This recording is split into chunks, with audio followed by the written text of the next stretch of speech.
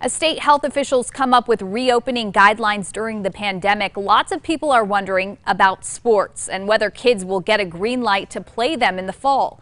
We asked the state's lead doctor about it today. Here's News 13's Jeannie Nguyen. Human Services Secretary Dr. David Grace tells us data he's seen about COVID in children so far in New Mexico is encouraging.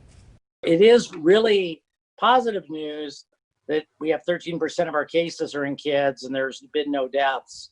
And so that's positive news. It means that there's something about the way the virus works in kids that's clearly different than the way it works in middle-aged individuals, which is very different than the way it works in older people. So there's reason for optimism, but we just don't know that transmission piece just yet.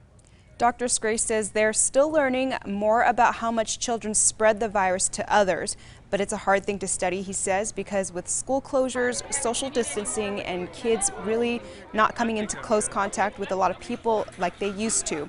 When it comes to youth sports, Albuquerque Public Schools earlier this week announced some activities can resume at the end of the month, but they'll be limited to individual or small group workouts and no games. Only high schoolers will be allowed to resume, not middle schoolers.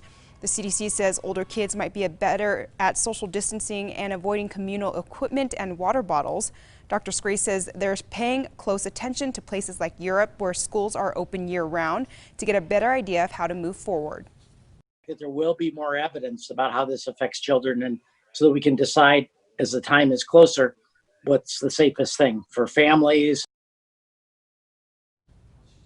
There's no timeline on when the state will decide if youth sporting events are a go again and if fans will be allowed to attend. Back to you.